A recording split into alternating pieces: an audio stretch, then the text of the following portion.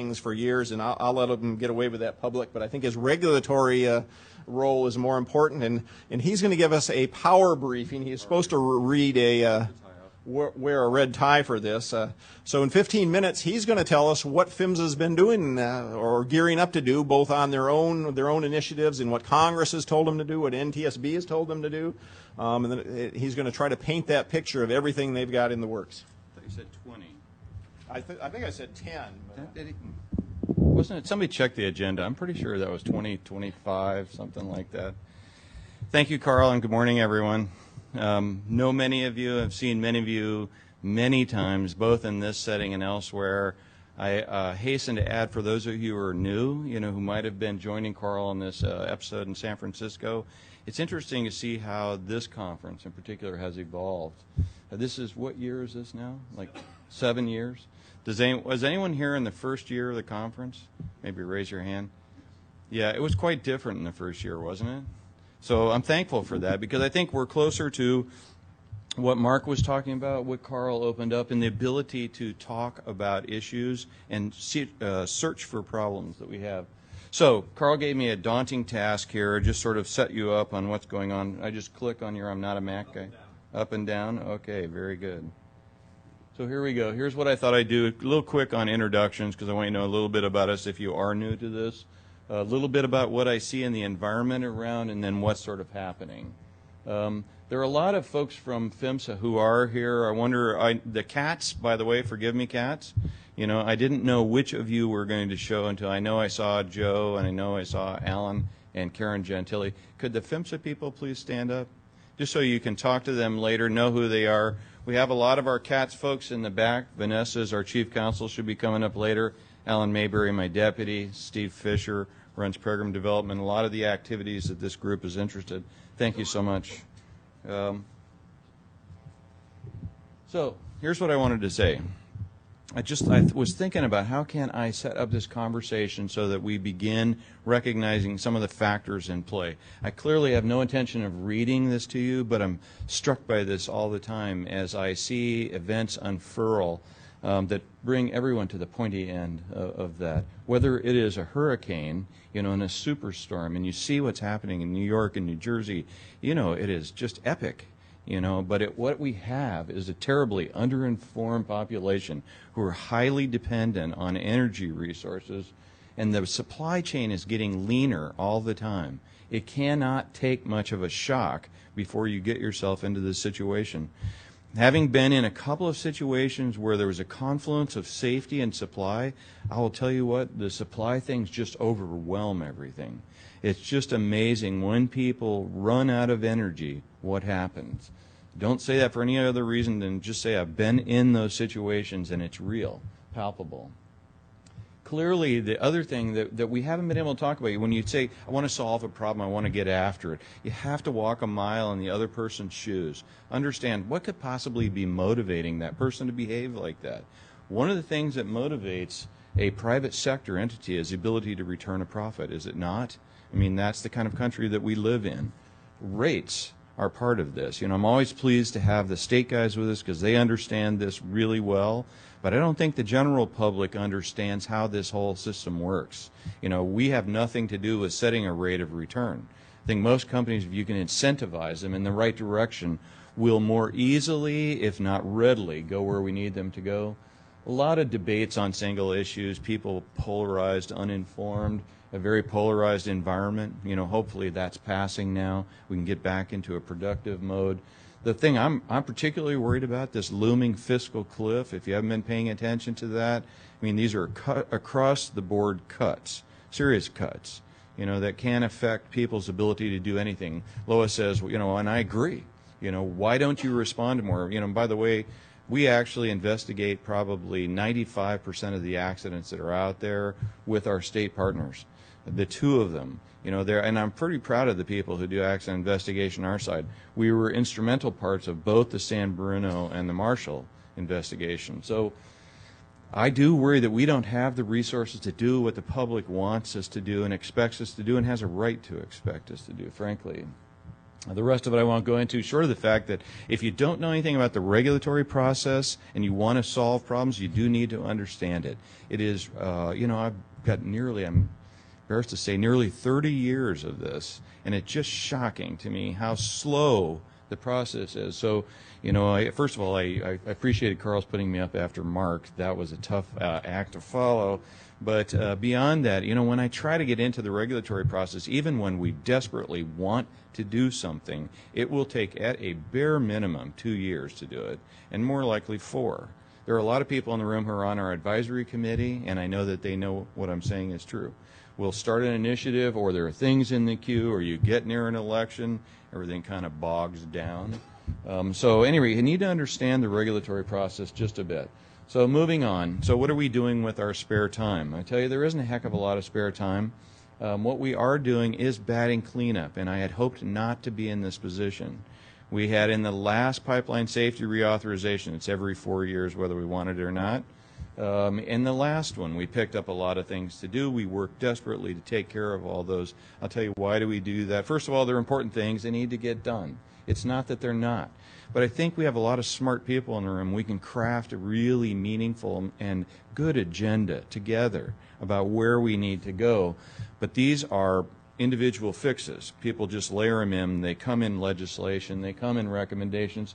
Somewhere north of 70 of these to deal with now. And before the last reauthorization, we were down to just a few. I think, Mark, we had 6 at that time. I think Chairman Hersman teased me the other day about, I know you worked really hard to get those down to 6. Now you've got a few more you're going to have to work on. So they're all important issues. These are not unimportant things. We don't take issue with them. We have as a goal to respond to each of them. And I give you our word that we will intend to close on each of those recommendations. I think they are important. But just so you understand, we're still working on things from the last reauthorization, rules that we have passed before that are just beginning to take hold, whether it's distribution integrity.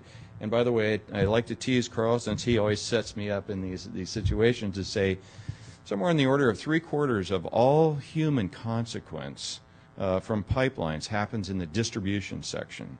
Not because they're not good operators, but because there's so many miles and they're right next to people. Yet we focus too much just on transmission. We really need to think about distribution, and you need to think about distribution if you care about safety and people. A lot of that, by the way, we could use your help on excavation damage prevention. We have people striking pipelines every single day, and I get every one of them, as does Alan, on our BlackBerries.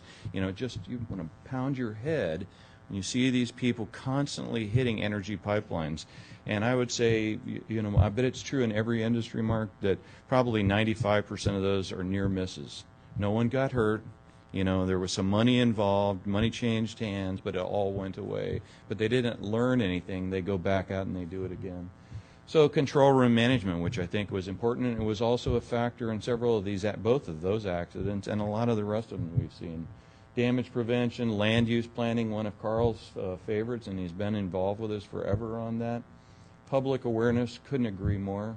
And I think we've been working on public awareness. Steve Fisher and his crowd are doing it now for years. I know there are people in the room who have been working it with us. It doesn't matter if you send out 1 million brochures. If the people who got them didn't understand what you were trying to say, you don't have a prayer of changing their behavior, right? What we're really after is behavioral change, not just awareness, but awareness is step 1 towards behavioral change. There's so many things going on. We administer grants to states to improve damage prevention for 1 million things. And I'm pleased to say, our Deputy Administrator, Tim Butters, has brought really new life into the emergency response stuff, so I've been very pleased to have him involved and helping and leading. So you'll get to hear more on that tomorrow. My boss will be here, Cynthia Quarterman, so I know if you're on the webcast, I hope you'll tune back in and listen to her tomorrow morning. So here's what's in the hopper. So Carl will keep an eye on the time.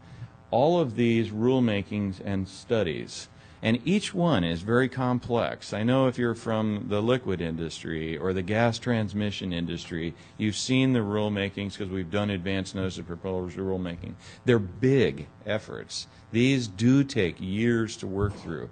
We must, as opposed to NTSB, and I mean this with absolutely no disrespect, is to say that we must go through the Administrative Procedures Act processes.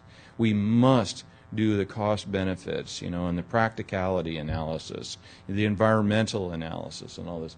We must do those things in order to move a rule. This is what I'm saying. The process is stuck in amber, even if you know what needs to be done. So Vanessa will be talking a little bit later about some things here when we get down and talking about adopting consensus standards. So again, Mark talked about have to have a management system. You have to flesh it out. How are you going to take care of each of the elements in the management system? That typically comes through lots and lots of work in the building of consensus standards.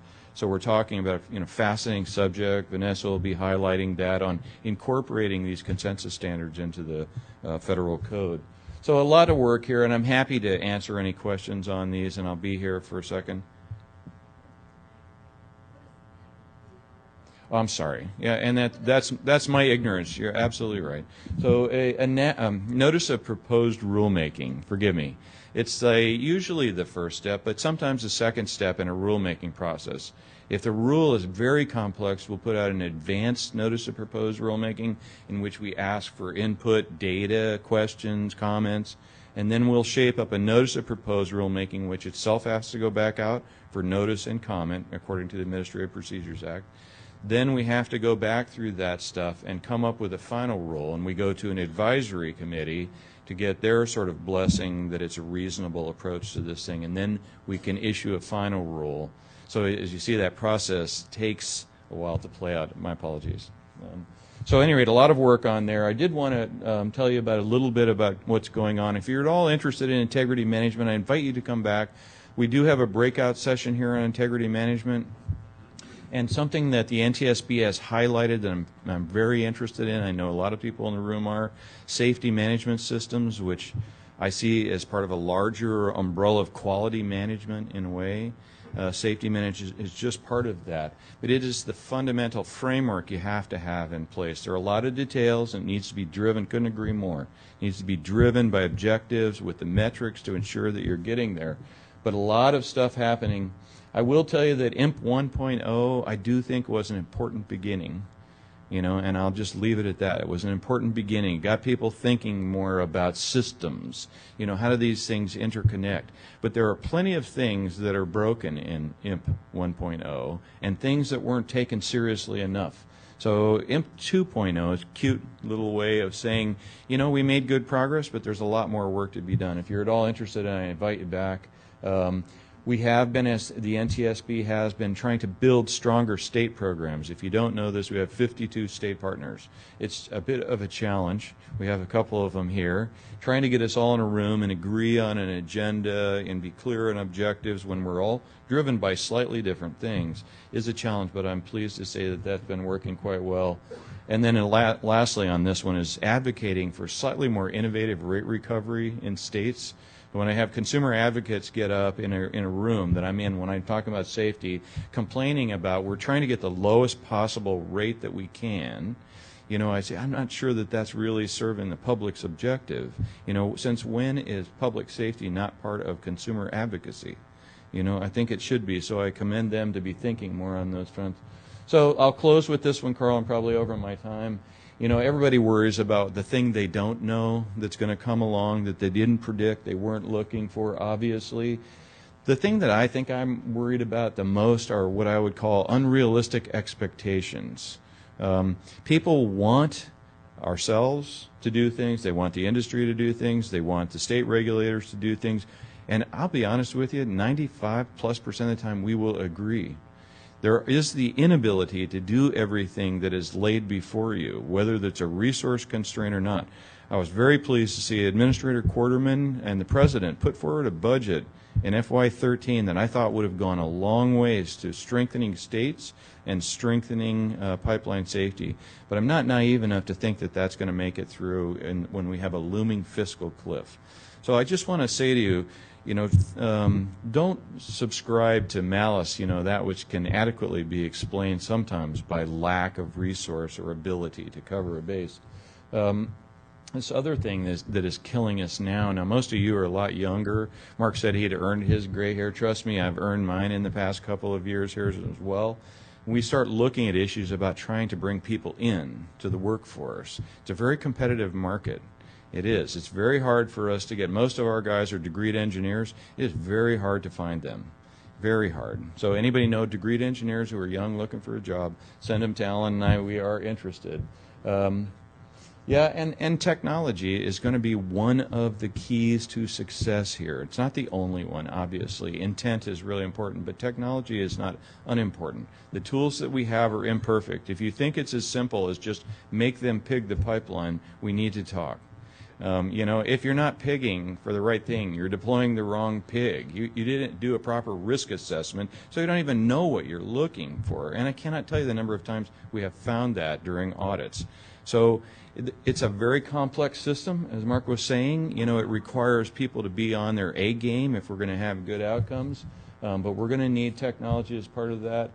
And the last thing I think that I do worry a little bit about is trying to chart a steady path forward, you know, that will get us progress, but not be whipsawed, you know, by whatever the debate of the day is.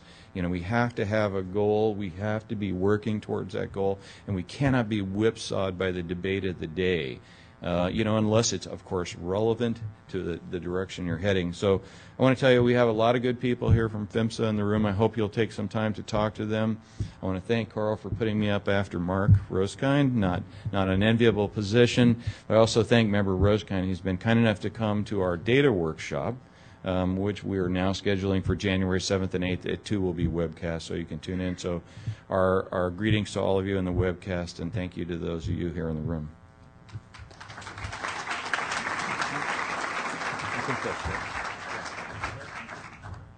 We're going to move right on to our next session. So if Craig, Pete, and Don can come up, I will work on the technology.